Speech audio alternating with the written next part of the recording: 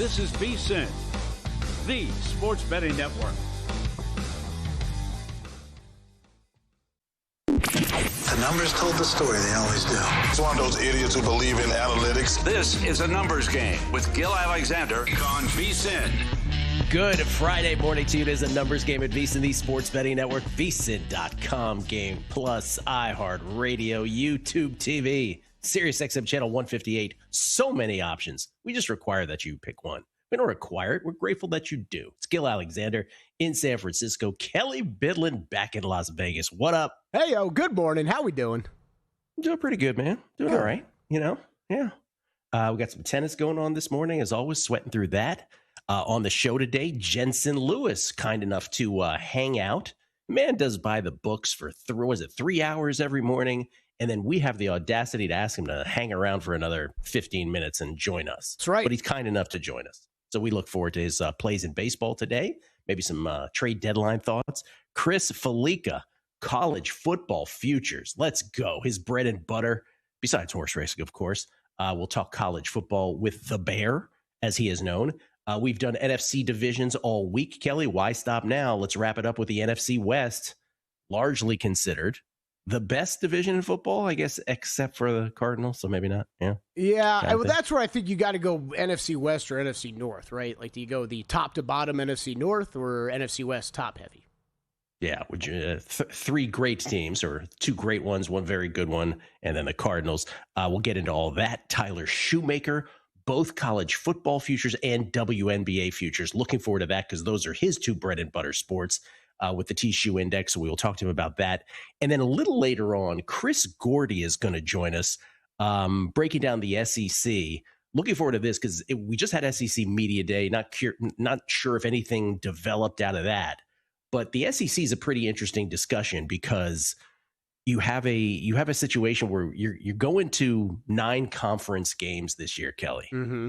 And so you will most likely, right? You will most likely end up with a situation where, you know, they're all playing each other one more time than they have in the past. And, you know, if you look at projections like Bill Connolly, our buddy Bill Connolly, who's like the Aaron Schatz of college football with SP Plus. Matter of fact, his background is at Football Outsiders with Aaron before he broke off to ESPN and started doing SP Plus. He did SP Plus before he got to ESPN. But his projected win total, his highest projected win total in the SEC is like, I think, 9.8 wins. So what I'm getting to is, and this will be a question I'll ask of Chris Gordy later, is adding the extra conference game. Sure, maybe Georgia exceeds that, right? Maybe even another, maybe a Texas does, but maybe not. What happens, I guess, when the committee has to evaluate all these SEC teams? Sure, they'll get to a lot of bowl games, but what will it impact one or two or three of them when it comes to the actual playoffs themselves? Yeah, It'll be interesting. Yeah, very interesting. I'm also kind of obsessed with the Arch Manning conversation at this point, Gil. I mean, like, I feel like I've heard in this offseason that, like, Arch Manning is still live to go, like, first overall in next year's draft, and that he's also could be out of the first round. So I'm really interested to see how that develops this season. Arch Manning, it's funny because I guess the takeaway, if you ask the average person, like if I asked my buddy Tommy in DC, I go, hey, what do you think about Arch Manning? He's like, it really hasn't lived up to the hype, right? That would probably be his knee-jerk reaction. Arch Manning, best QBR in college football from November on last year, but also, like, when he rolls out, the most inaccurate quarterback you'll ever see. Yeah. So, which is just really weird, right? It also, like, how much? No, it is. It absolutely is. And I can't. I'm really looking forward to this college football season. A couple of these top quarterbacks to see how they progress through the season, right? And then we always got to play the game at the end, Gil. How much does the Manning name matter, right? And I think it's going to matter to some NFL teams. Yeah. Can't argue with the pedigree. That's for sure. The greatest pedigree there is.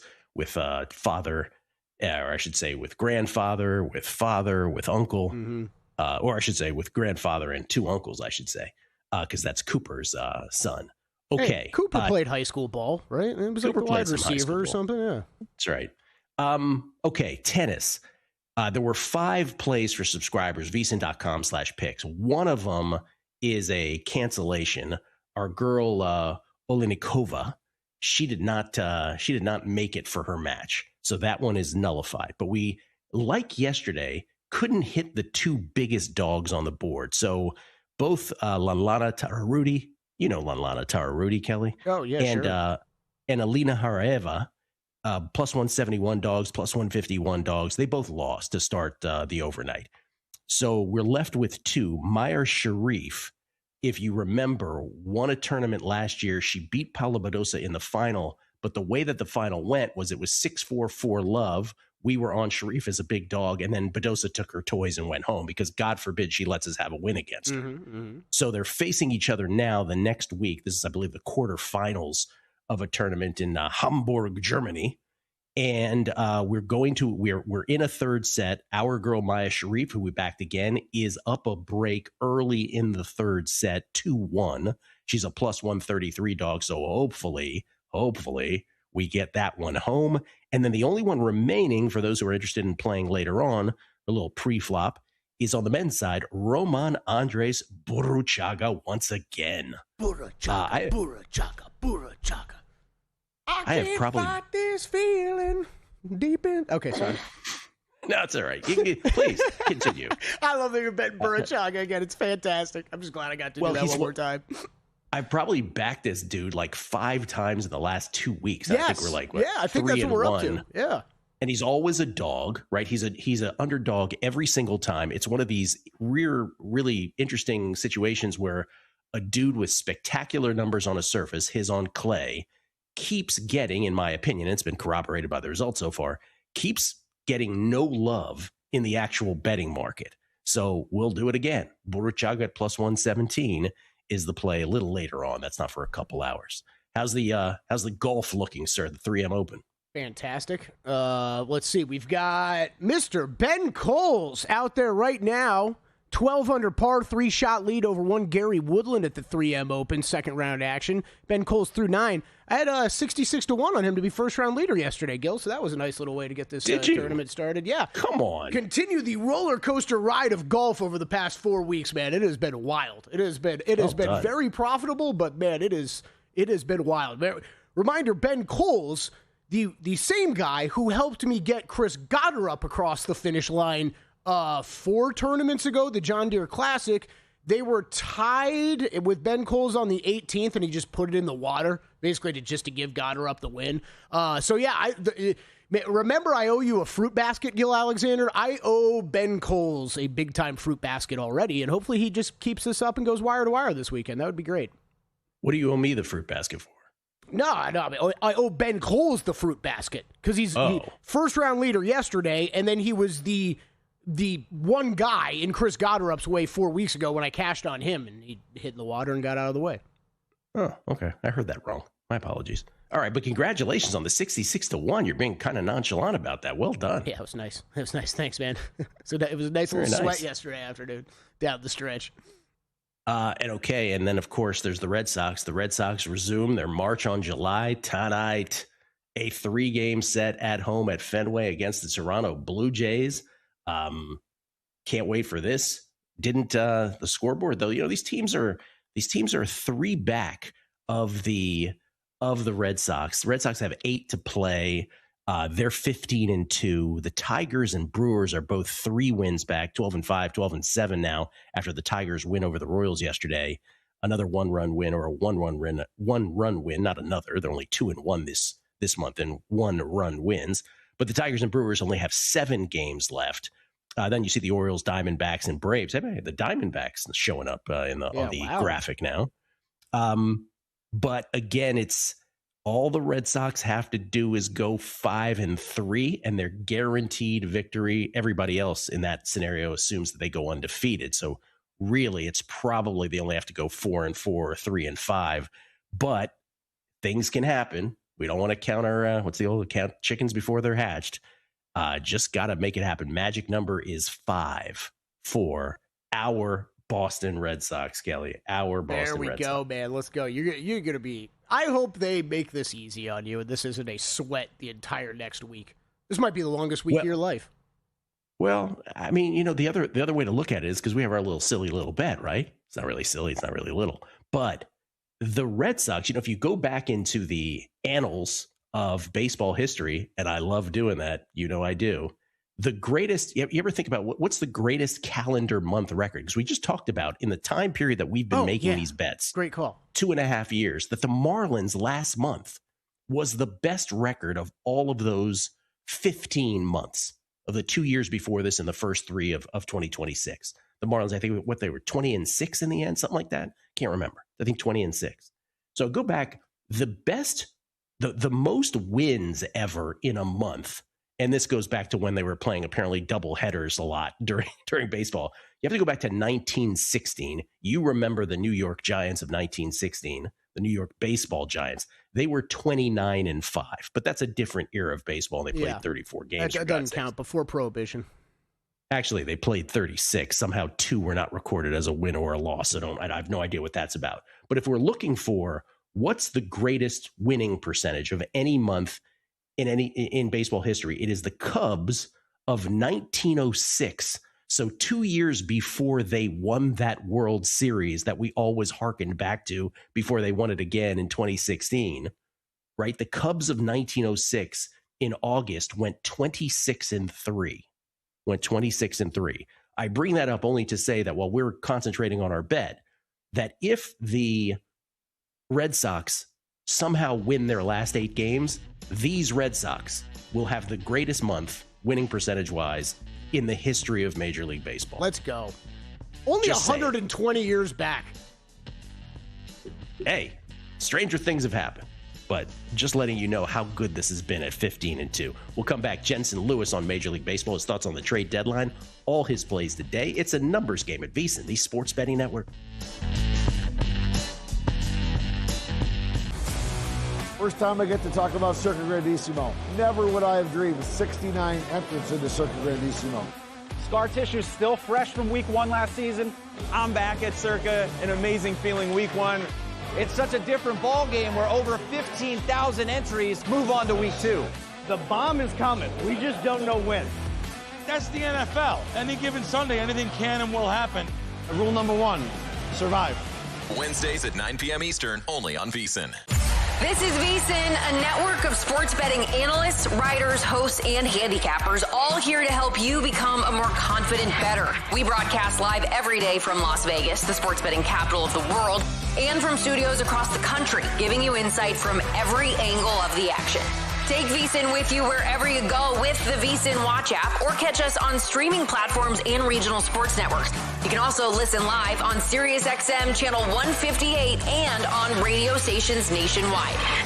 Check out VSiN.com as well for betting tools, exclusive betting splits, AI-powered player prop projections from Opta, pro picks for every game, plus in-depth betting guides and articles built to give you an edge. From sharp betting analysis and daily best bets to insider interviews and expert breakdowns, VSiN is your trusted source for everything happening in the world of sports betting. See everything we have to offer at VSiN.com and become part of the Sports Betting Network.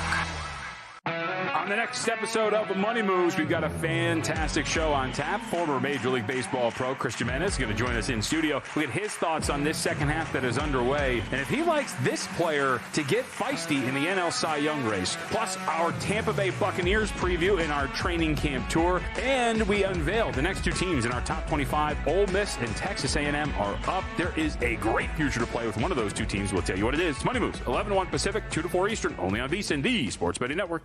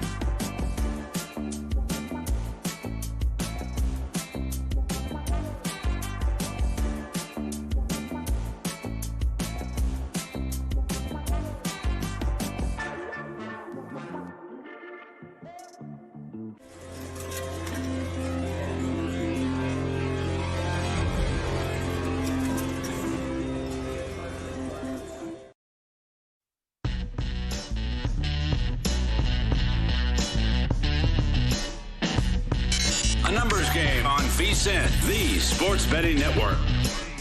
The NFL preseason is only a couple weeks away, and the smart money's already moving lines. Lock in our football special for just $175 before the price goes up next month.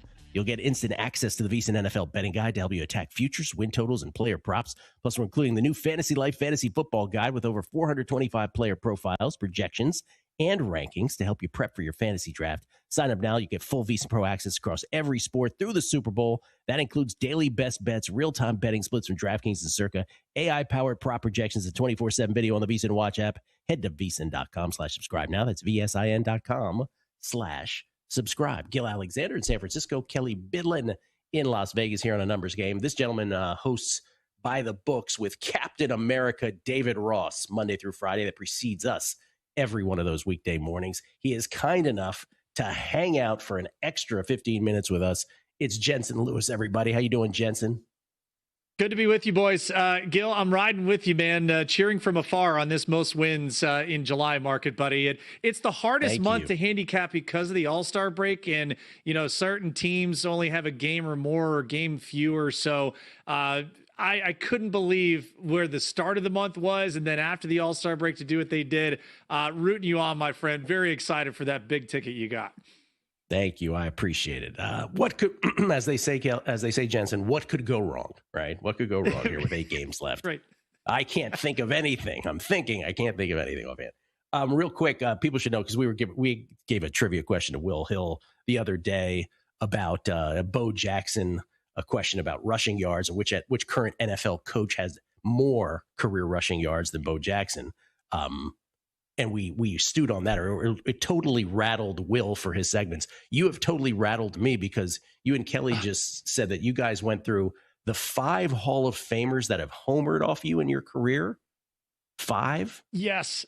Yeah, and I misspoke. There's only 4 that are currently in, but one that will be there pretty soon. The one that will be there pretty soon has 2 homers off me. Miguel Cabrera is the one, but the 4 current active Hall of Famers, Joe Mauer, which scuttled a shutout save opportunity that I had in Cleveland.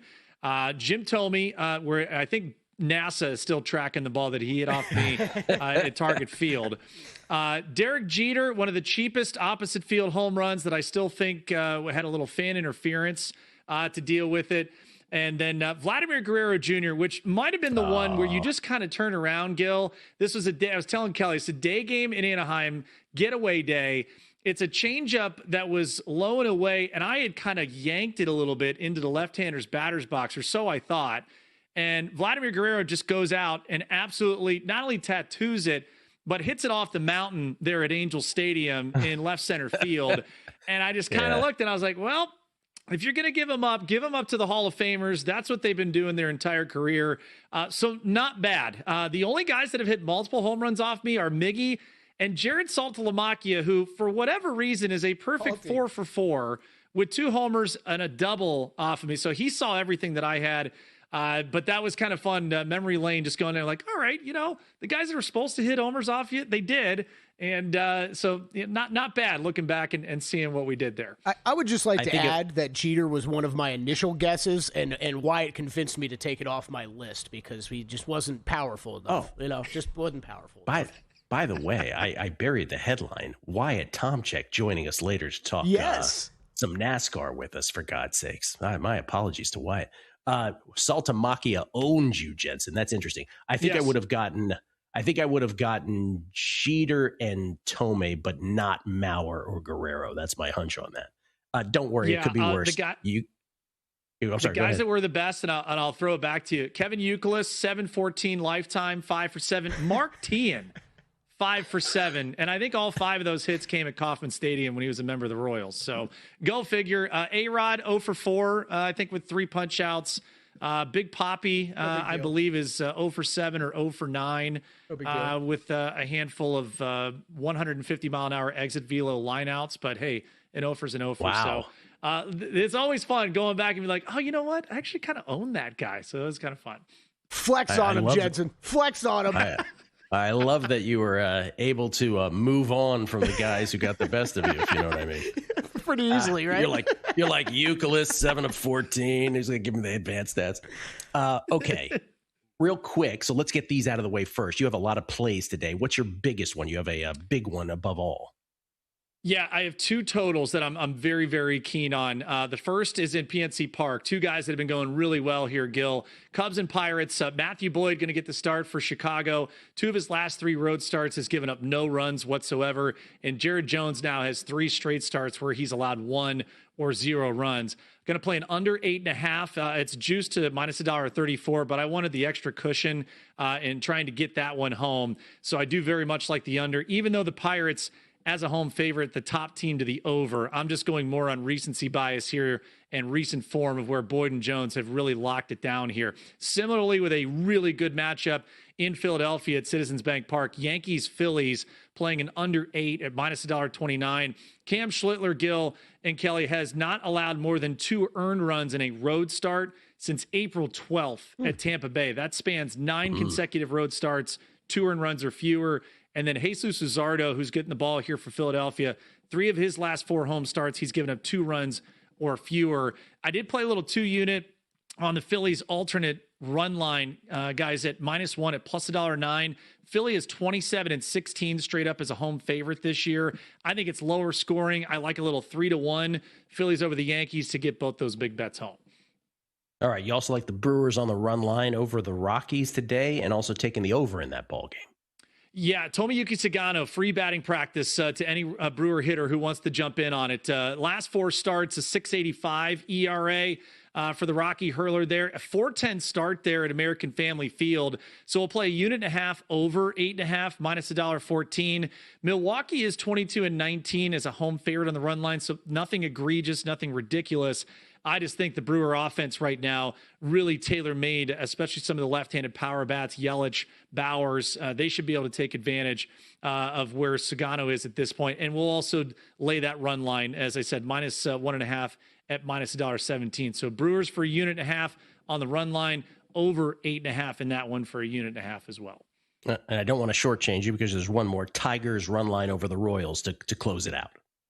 Got burned on it last night. We'll go right back to the well. I'm prepared to get hurt again here, Gil. But I like Tarek Skubal a lot more to be able to limit some of the runs there that Kansas City could get out there. For what it's worth, his last 19 innings head-to-head against the Royals, Skubal has just surrendered 2 total runs.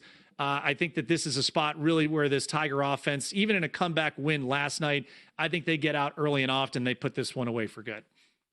All right. Appreciate that. A whole bunch of picks there from Jensen. A trade deadline now 10 days away, man. 10 days. And we've been emphasizing this. I'm sure you and Dave have as well. We just don't know much. There are so many teams bunched up to that 3rd wild card position that I'm not sure what front offices are willing to wave the white flag yet. What is your sense of what we do know? Who do you have a hunch will here? So because, and I know you'll have a rooting interest in this with the Red Sox welcoming in the Blue Jays later on tonight, I do think it's stick a fork time in Toronto. They are 6 games back of the wild card, but they will have starting pitching assets in both Kevin Gausman and Shane Bieber that I think they're going to want to offload, and I think they will get some very solid return on. So I think that's kind of where I draw the line. Toronto, the Athletics, the Royals, and the Angels for sure sellers in the American League at this point. That leaves Detroit with the win last night, very critical for them to stay 4 back, not only in the wild card, but I think 4.5 back now in the Central. Gil, I think every GM that currently today, and I think even forecast a week later, if you're within 4 games with about 3 or 4 days before the deadline, I think you're going to give your team maximum runway to try and be in this as long as possible. So Detroit is kind of my chaos candidate A. If they're out of it, then that means Skubal's gone. But I would also look at Houston. Dana Brown is defiant to maybe a fault. Yes. That guy does not want to sell. And I don't blame him, but God, Josh Hader would look amazing in a bullpen of a contender. I just don't think Houston's going to sell to this point. So would Mason Miller. We're not sure if the Padres are going to sell in the National League either. All right, last thing, and I just want to harken back to something you said because you played at the highest level, so it's always interesting to pick your brain about this. You mentioned Schlittler and his performance on the road. Obviously, he's good everywhere, but particularly on the road. Is that a thing when we as handicappers and as media folks make a big deal over home road splits? Generally, is that really a thing, or is it largely not, and it just happens to be random? There is some randomness, but I think just knowing Schlittler and his personality, this is a big dog wanting to eat and loves the theater, loves the opportunity. He didn't get to pitch, here in the Midsummer Classic, and I think that'll mean something to him. Not that he couldn't, but this will be an opportunity for him to shine, and he's a guy that loves that kind of stage skill, no question about it. Yeah, ballpark factor matters, but I'm always curious if we make a bigger deal of it than not. Jensen, always interesting. Pleasure. Thank you so much for staying on. You got it, boys. Thanks. At JLew50, by the way, if you want to check out Jensen on Twitter, that's JLEW and the word 50 after that. Coming back, baseball awards, done or not done now. Biggest contest we've ever seen. Seriously, what's the guarantee? They're still talking about it. I think it's time to put the rumors to rest. Showtime. $30 million. $30 million? $30 million? $30 million? That's $30 million guaranteed. 3 contests, multiple ways to win, no rate. Entry starting at $1,000. Enter in Nevada, play from anywhere. Elevate your sports betting game with VSiN's exclusive betting splits. Stay ahead with real-time market trends and track bet percentages on any matchup, then uncover the edge by comparing them to the amount of bets placed to find out where the sharp money is headed. Upgrade to VSiN Pro to access betting splits, live odds, line moves, power ratings, and in-depth game analysis. Go to vsin.com/pro to join VSiN, the sports betting network.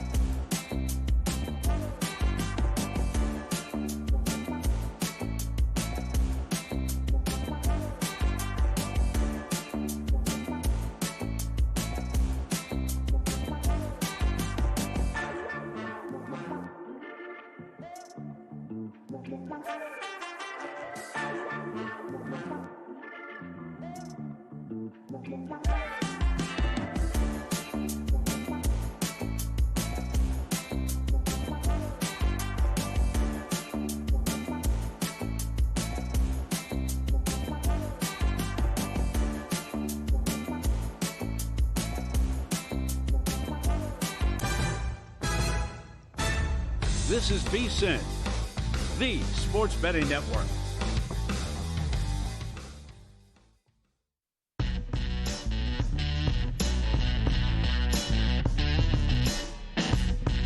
A numbers game on VSiN, the sports betting network.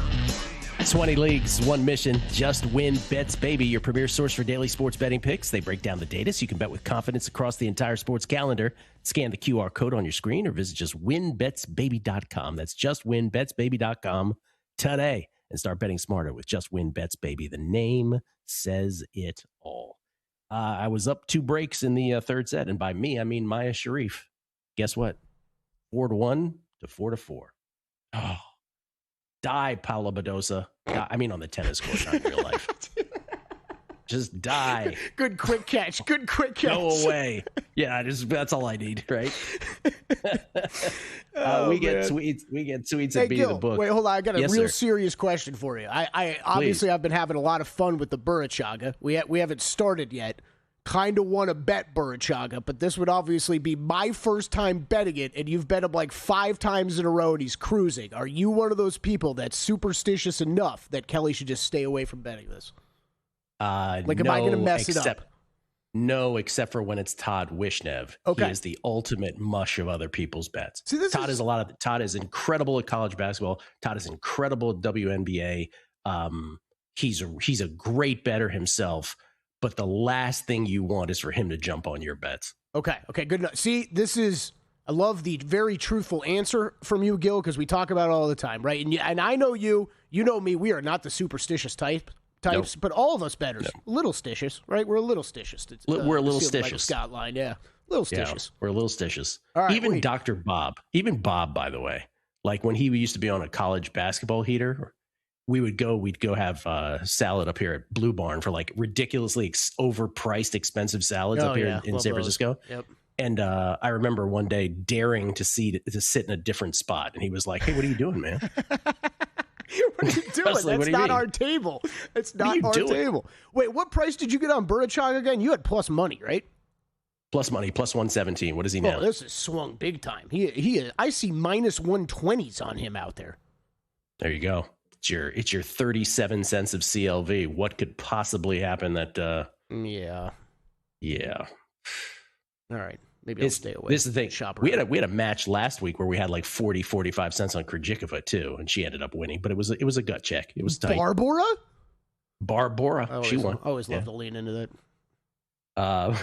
We get tweets, Speedy the Book, New Jersey, New York. 1, great job by Kelly yesterday with Cole's first round leader. 2, without getting too into the weeds, if we were to look at Arch Manning without the name, you'd see a second-year starter with pedigree who closed the season having clearly adjusted. I think there's a solid chance he has a great 2026. I think that's fair. Yeah. I think that's fair. Patrick Kelly. Gil just wants to hear Kelly sing some Burachaga again before official vacation. Happy Friday, gentlemen. Thank you. Enright. Cooper Manning was a good college receiver for Ole Miss and suffered a neck injury, forcing him to quit. We took driver's ed for an elective, and he was hilarious. Yeah. Hashtag hottie toddy, by the way. He said, yeah, that was the Cooper Manning story. He did get the severe neck injury, and that was the end of his career.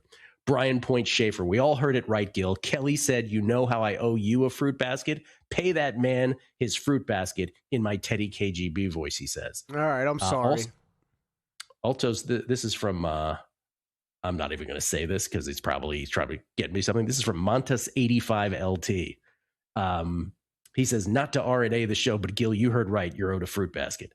Paul Nelson. Good morning, Gil and Kelly Bidalon. Happy Friday from an every day is Friday guy. The Chargers start the season with Arizona and the Raiders. Wouldn't it be prudent to wait until they're 2-0 to bet the under? Yes. In fact, we said that exact same thing earlier a few weeks back. Yeah. Yep. Tronsky, hey, Gil, you're starting off with SEC shooting itself in the foot. I don't know why Commissioner Sankey has to double down with his with this when the playoff committee clearly does not factor in strength of schedule as well as it could. This is setting up indeed for division and disappointment. Yeah, that's my first question later to Chris Gordy. Same thing. That's exactly what is going to happen. There's no doubt that's on the way. And then D-Mill 3219, Gil, please stay another week in Cali. I'm fearing you might return to Vegas and mush that 80-1 shot. Great call by you, win or lose. Thanks. Hey, thank you. And I'm not coming back to Vegas next week. I'm letting the Red Sox win first. That we should be clear on. It's like 40 degrees warmer in Las Vegas than San Francisco right now. Well, you just showed me 58. It's 58 right now. Jeez. Ish. Shout out to Matt Hicks. I think I guessed that on the number. Matt Hicks did? Yeah, he often does that back there. It's a little scary. There are times, by the way, 40 is not the record difference. There have been times where I have flown from 115 in Vegas to like 65 here. So 50 degrees is the record. Warmest place in the country, coldest place in the country. It's a beautiful thing. And by cold, I mean paradise. Sorry.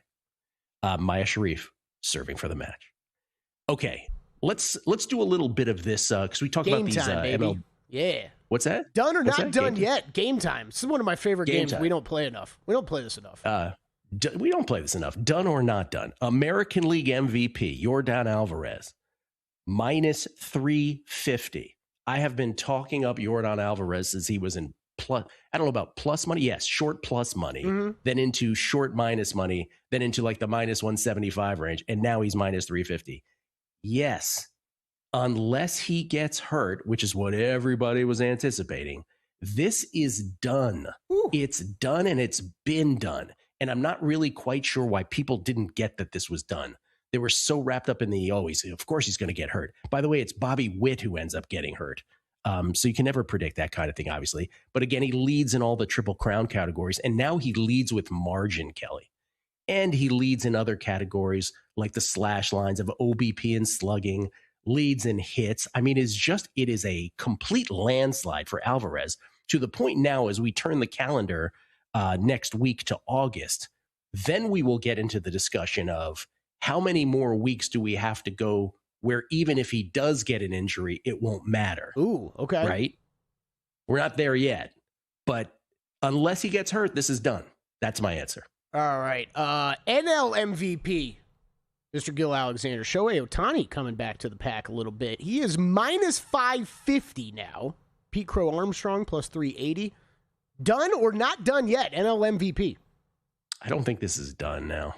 I don't. I think Will Hill said it best earlier in the week. Like, there's too much going on with Shohei right now.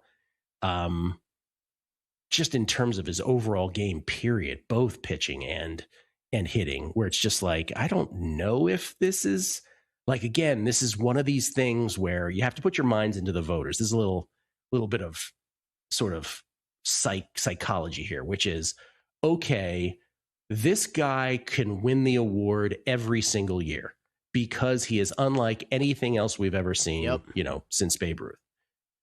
So might that voter then say to themselves, I should be seizing on every opportunity where there is a reason not to vote for him.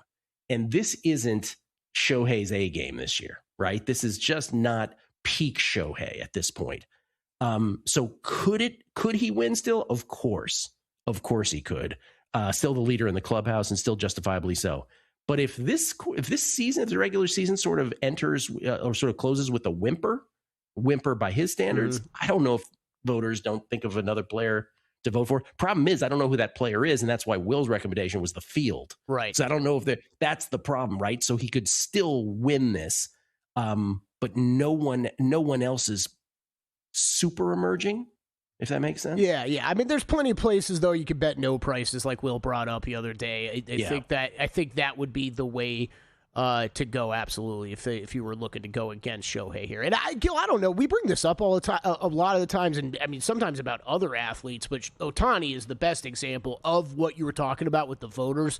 And I think it's worth bringing up. I don't know if me and you have just flat out said it before, but I believe in that. I do. Like, I believe that has to be somewhere in the heads of every voter, just thinking that way. Because yes, it's, and I don't want to say that means automatically that's going to happen, but they at least have to think about that.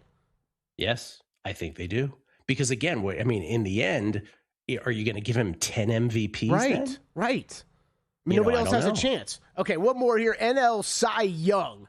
Jacob Mizorowski down to minus 245. Then we have Christopher Sanchez 7-1, Zach Wheeler plus 750, and Chris Sale at 9-1 now. Gil, is this done or not done yet? It's not completely done if we don't know if Miz is okay, right? Physically. Because if he just if they pitch count him to death here or load manage him, by the way, winner, Sharif. Sorry, I was distracted. this is one of these things where if he gets load managed too much, right? If the pitch count is too severe here the rest of the way, because all they care about is the playoffs too, right? They're not unlike the Dodgers in that respect. Then I don't know that it's over by numbers, right? Let's say he just continue, if he were to stay the course, this is over in the same way that Alvarez is over for AL MVP, because the numbers, he leads in everything, everything that matters. But the injury problems make this not done at all. Yeah. All right. Burruchaga, the only remaining tennis play. Let's go. It's a little later on, but nice job on Maya Sharif. Has a nice little dog there to get us on the board today as we try to get a winning day with Burruchaga later. Coming back, Tyler Shoemaker, WNBA. We'll talk college football with him, college football with Chris Felica. It's a numbers game at VSiN, the Sports Betting Network. Circus Survivor, the quest for $18.7 million. More money, more excitement. I'm from Perth in Australia. Toronto. We added a new wrinkle, a $100,000 buy-in contest, Grandissimo. All the big dogs are coming out for this. It's the Superman of Survivor pools. $3,743,600 for each Circus Survivor. New episodes Wednesdays at 9 p.m. Eastern, only on VSiN. Your favorite VSiN shows and personalities are now available to download as podcasts. Catch every hour of our live broadcast with VSiN Best Bets, or find your go-to show and download it directly. Get instant reactions to last night's games, sharp analysis on today's biggest matchups, and everything in between. Whether you're commuting, working out, or just catching up, VSiN lets you take the action with you wherever and whenever you want. Search VSiN on your favorite podcast platform and get in on the action with VSiN, the Sports Betting Network.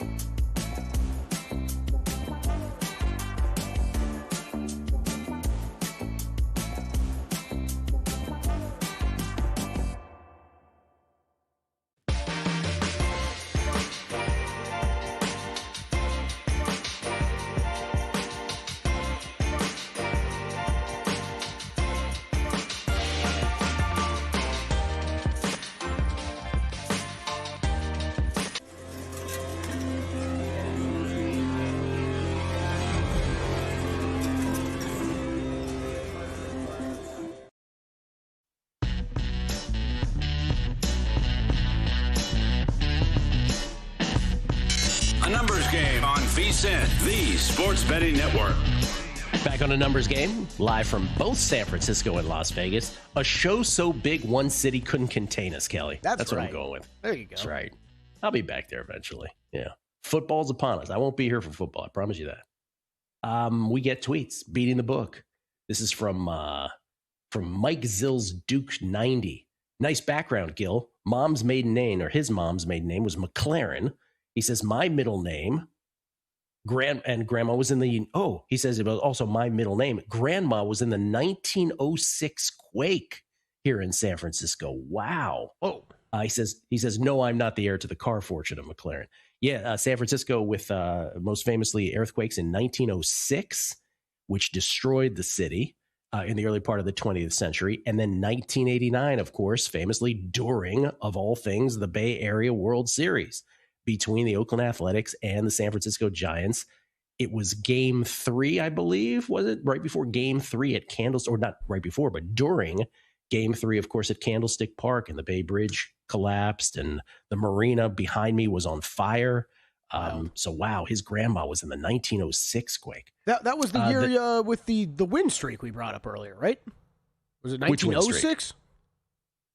Oh, yes, the Cubs. Right? The Cubs were, the Cubs had the best month in the history of baseball win percentage-wise in 1906. That's right. Man, well done, Kelly Bidlin. If you had on your A&G bingo card 1906 being brought up multiple times on the show today, my right. God. Like, that is... Well, look, we are going after the very highly coveted 130-year-old audience. That's right. Yes. The numbers, guys. The curse of Bedosa has lifted. I think it has. Kurz at Fluffy Kittens. Justice. See ya, Paula. I like how they get more aggressive as we go on. I'm the same way. Get out of here, Bedosa. Just tormenting us. Till now. Now it's all good. Nemo, Ryan's voice. I'm also on the Brewers. Oh, this harkens back to yesterday. I'm glad Nemo is bringing this up. He goes, I'm also on the Brewers in the over 88.5. If there's 13 runs, do you think we'll get paid out, or do we need exactly 9? LOL. This for those who missed it, be careful where you bet it. This harkens back to yesterday when Crack was on with us, and Adam Burke, our buddy and our VSiN colleague, who is just does everything he does is great at VSiN. He's responsible for steering the ship for all of our betting guides, writes extensively on the website, managing editor of our website. He sent us this thing from his buddy who had made a bet at DraftKings predictions market, where he had the over 8.5 in a ball game, the Padres game, a couple nights ago against the Braves. It ended up 7-6. I'll do the math for everybody again. 13 is, in fact, more than 8.5, I'm pretty sure. And then he got in this back, and they graded it a loser. He had the over 8.5, and there were 13 runs scored. And he got in this back and forth, which we read on air yesterday, which could only be AI, right? No human could be that ignorant or stupid, right? Man, he says, man, have you met some people these days? Yes, I have actually. Yes. I'm trying to be kind. Know. I'm not completely ruling that one out, Gil. I am not ruling that out. I mean, people should read what they're saying, what they're writing and things like that, because it is just complete nonsensical madness. But yeah. If it's a human, it's even worse, right? If it's a human, it's worse. At least AI, you can be like, oh, it's just, they don't know what's happening. But yes, the whole, and they went back and forth. They doubled down on it. Which was, if you were going to win on 13, you would have had to have bet over 12.5. Exactly. So it's just, and as you pointed out very smartly, Kelly, because it's a prediction market, there is no state regulatory body to rule on such a thing. And I'll add to that, the notion that the CFTC would ever rule on such a bit of minutia is ridiculous, right? Mm-hmm. So it just kind of goes into the ether. I don't know, man. I mean, and even more so, right, Gil? Like, it's not like, okay, maybe you have a problem with a bet at a casino or something, and it's, the easy way for them to clear it up is just the casino takes care of you somehow, right? Like, that's not happening. It's a prediction market. Like, the funds are going peer to peer. Like, there's nothing they can do in a prediction market like that. Yeah, you're not pulling it out of the other dude. Well, maybe you are. I don't know. Yeah. We've talked a lot NFL this week. We, of course, love our VSiN NFL betting guide, which we all participated in. We talked extensively about that through the summer. And of course, this week it's been Aaron Schatz's week here on the show because he showed up on Monday talking about the FTN Almanac. And by the way, let me just shout out Mike Tenier, who has been with him at Football Outsiders and now at FTN again. Mike Tenier's synopses, I should say, in that almanac are so wildly funny. Like I laugh out loud every time reading them. We'll get to the NFC West later. But our dude that we have sort of neglected is our buddy Cleve TA, who does such a great job previewing the NFL and does such a great job with awards. Are we getting Cleve on here at some point this summer? Yeah, yes. I talked with him a little bit yesterday. He is wrapping up his guide now. Sounds like his full preview guide should be out sometime next week. So for anybody out there who's like me, that is a regular thing that you consume in the offseason, that should be expect sometime next week. And yeah, we'll get him on sometime when you get back, Gil. Sweet. Okay. Cleve does a great job with awards. So let's take Offensive Player of the Year, where he has put together the parameters of what has been the case in history. What are the parameters needed to maximize your chance of winning in betting these awards? For Offensive Player of the Year, Kelly, since 2000, Cleve tells us, 9 quarterbacks, 13 running backs, and 4 wideouts have won this award. However, the last 7 winners have all been skill position players. All 4 wideouts who have won have been within the past 7 years as pass rates have increased. And I will add, as some of the voters have just sort of decided, this is the repository for best player outside of a quarterback. Mm-hmm. That just is sort of how they put this in their heads. He also tells us the last 16 winners made the playoffs and their teams won 10 or more games. So Offensive Players of the Year simply do not come from mediocre or bad teams. And of the 16 skill position winners since 2000, all were age 28 or younger. Wow. When they entered the season, a rookie has never won this award. So you can't be a rookie. You can't be old. I forgot about that. Yeah. One. Can we stop on that one for a sec? Because how much does that register with you? Because I guess the way you can read, not much. Yeah, no, me either, right? Because I think the way to read beyond that or read through that is just guys, when is usually their peak years in the NFL, right? It's age 25, 26, 27 usually, right? I don't know that we're talking about, and it's usually not rookie for an award like this. So I think that makes sense, but it's still interesting to see written out. It is interesting. Do we have the odds, by the way, for Offensive Player of the Year? Yep, we for sure this do. Year? Jahmyr Gibbs, 7-1, top of the board. Bijan Robinson plus 850. Jamar Chase plus 950. Puka Nacua, 11-1. Christian McCaffrey, 12-1. Justin Jefferson, 14-1. Jackson Smith and Jigba, 15-1. Saquon Barkley, 16-1. Everybody else, 18-1 or longer. Oh my God. Could those odds be more accurate? I know. Like, that's exactly what they should be. Those guys, those are the suspects. And Jahmyr Gibbs at the shortest shot of that bunch, remember, no more David Montgomery. So this is the first year where the Lions are like, you're our guy, buddy. You're our bell cow. Let's not act like you're not anymore. Bijan was a candidate for this. I thought he should have won it maybe last year. And then there's Jamar Chase now with the return of Joe Burrow. Puka's Puka, as long as he's not getting in trouble off the field. And there you go, Christian McCaffrey there every year. And Justin Jefferson and the reigning champ JSN and Saquon in case he has a bounce back. That whole first column, no one would surprise you. What's the worst bet on this page? Because I'm like kind of sitting here thinking, like you could make a case for almost every single one of these. The worst bet on this page is in the second column. And for some reason, I said CeeDee Lamb. Because to me, it will be, okay, even if he has a great season, it'll all be empty yards in the end. That's my thought. Yeah. That could be fair. I think there are some interesting long shots on here. Like the ones that, it's tough. I think all these awards are tough. We've kind of been going through these, right? Like, I don't remember. You and I love talking awards. I feel like I've usually got multiple bets at this point heading into a season, and I don't have a single one in awards markets yet. I do think that if you're higher than me, this would not be a bet for me, but if you're betting on Houston this year, you think this is that year where the defense is there and the offense comes along. Nico Collins at 35-1 is interesting. And I think the other one for me, I'm going to throw out 2 more, Gil. A.J. Brown, like, I know it's been nothing but bad news around A.J. Brown for the last year, but he can't do it, man. He will be the go-to wide receiver on New England. You're going to get 40-1 on an alpha wide receiver. Like, that's kind of interesting to me. And then I got one for you. Kind of similar situation. Terry McLaurin, 150-1? Wait a minute. What's happening? 150-1? Like we just talked about it the other day. Like, he's the only guy that we trust them to throw the ball to there. I'd bet him at 150 before I bet A.J. Brown at 40. Let's put it that way. Though I don't think either will win. What do you think will happen first? A.J. Brown wins Offensive Player of the Year, or I'll get that fruit basket you apparently owe me? What do you think happens first?